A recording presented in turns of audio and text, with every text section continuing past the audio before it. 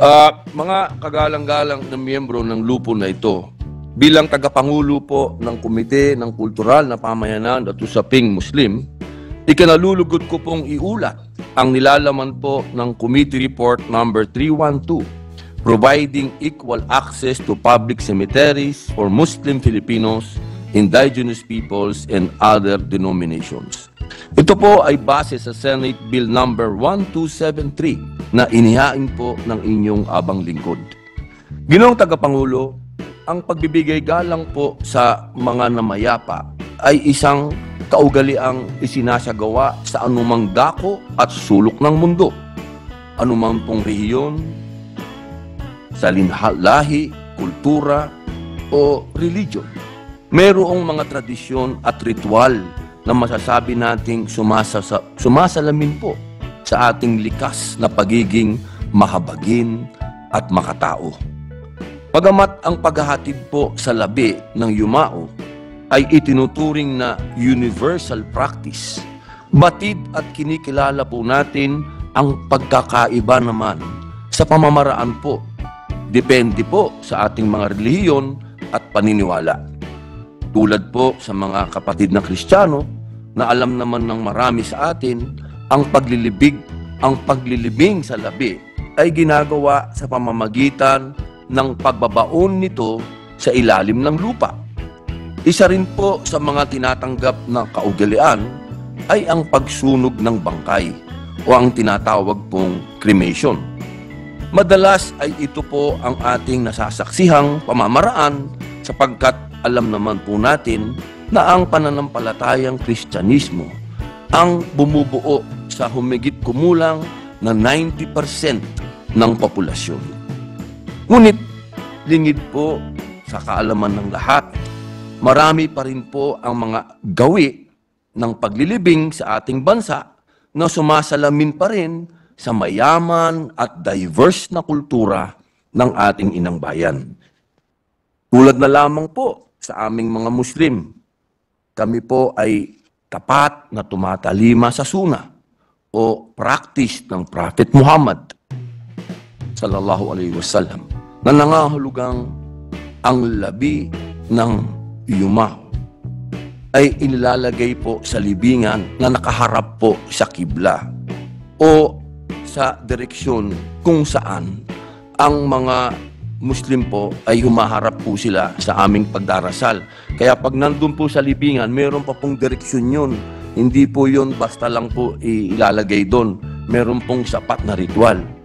Bukod po rito, ayon po sa Sharia, Islamic law, ang paglilibing ay dapat agarang maisagawa po mula po sa pagkamatay ng yumao. Dito po sinasabi yung 24 hours. Malinaw po na nakasaad po ito sa ritual ng Islam. Subalit, isa sa malungkot pong katotohanan ay ang dinaranas po ng mga Muslim, medyo hirap po talaga sa paghahanap ng espasyo upang agarang mailibing ang mga namayapa nilang mga mahal sa buhay. Nakakaranas din po madalas ng diskriminasyon ng ating mga kapatid sa mga pampublikong mga simenteryo. Para po sa isang Muslim, napakabigat po sa pakiramdam ang hindi po mailibing ang labi ng yumao sapagkat taliwas po ito sa aming paniniwala. Mahigpit po ang 24 hours. Kailangan mailibing po kaagad dahil sa aming pong mga Muslim ay hindi po iniimbalsamo ang namatay. Ito po ay pinaliliguan, nilalagyan ng pabango at binabalot po sa puti. At ito po ay kaagad na dapat po mailibing. Naibahagi nga po sa ating pagdinig na isinagawa ang nakagagalit po na sinapit ng mga labi ng mga nakalibing sa Muslim cemetery diyan po sa bahagi ng Muntalban kung saan tinatayang 100 po 100 pong labi ng mga Muslim ang tinamaan at nahukay ng katabing quarrying company. Napakalaking kalapastanganan po nito at tunay na hindi po katanggap-tanggap. Tulad po ng paniniwalang Islam, Meron din pong mga tradisyon para sa mga yumao, nating mga katutubo, na atin pong pinahalagahan. Marami po sa ating mga katutubong pamayanan ay naniniwala na ang kanilang mga namayapa ay dapat ilagay sa libingan ng kung saan po ang kanilang lupang ninuno o sa tabi po ng kanilang mga lupang tinitirhan.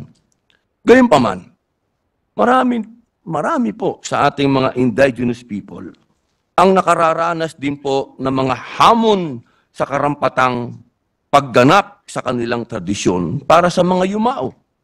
Isa sa mga hamon po ay kung namumuhay na sila dito sa Kamaynilaan o ibang bahagi ng bansa, sapagkat nangangailangan pong i-transport ang mga labi ng kanilang mga yumao sa mga probinsya po nila, na alam naman po nating may pinansyal na pangangailangan.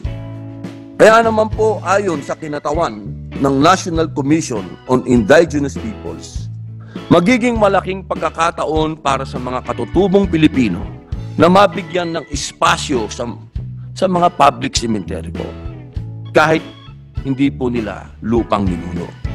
Bilang tugon po sa mga suliraning ito na hinaharap ng ating mga kababayan, inihain po ng inyong abang lingkod ang panukalang ating tinatalakay ngayon upang mabigyan po ng access ang ating mga kapatid na Muslim, ang IPs at iba pang denominasyon sa atin pong mga public cemetery. Ang hakbang na ito ay alinsunod po sa nilalaman ng ating saligang batas na nagsasabing dapat ipahintulot magpakailanman ang malayang pagsasagamit at pagtatamasa ng paghahayag ng relihiyon at pagsamba ng walang pagtatanggi o pamimilit. Yan po ay nasa Section 5, Article 3. Bukod pa rito, ang konstitusyon po ay malinaw sa pagsampit sa Section 22, Article 2, na kinikilala at itinataguyod ng Estado ang mga karapatan ng mga katutubong pamayanang kultural sa loob ng balangkas ng pambansang pagkakaisa at pag-unlad. Ayon po sa nilalaman ng ating panukala, ang mga pampublikong semeteryo ay dapat maglaan ng bahagi ng mga libingan para po sa mga Muslim na Pilipino, katutubo at iba pang denominasyon batay sa kanilang mga kaugalian, paniniwala at tradisyon. Ito po yung inclusive na sinasabi. Kung mayroong kakulangan sa espasyo sa mga pampublikong sementeryo, naglagay po tayo ng mga probisyon upang hindi naman mahirapan ang ating mga lokal na pamahalaan. Isa po sa mga improvement na dinala natin sa committee report na ito ay ang pakikipagpartner ng mga lokal na pamahalaan sa mga karatig na bayan o syudad upang tumugon sa atas ng ating panukala. Iminumungkahi din po natin ang pagbuo ng Public Cemetery Board sa mga highly urbanized cities, independent component cities, at mga probinsya upang magpasya ng paghahati-hati ng mga pampublikong sementeryo sa loob ng kanilang jurisdiksyon o teritoryo. Ang pamamahala at pangangasiwa ng operasyon naman po ng mga pampublikong sementeryo, kabilang ang kinakailangan ng permiso sa paglilibing, ang karaniwang mga kinakailangan para sa mga libingan, at ang pamamaraan ng interment at paglilipat ng mga labi ay iaatas po sa mga LGUs kung saan matatagpuan ang pampublikong sementeryo. Pagdating naman po sa pondo, iminumungkahi po nating manggaling sa bahagi ng LGU sa pambansang buwis at iba pang local revenues at funding support mula sa nasyonal na pamahalaan.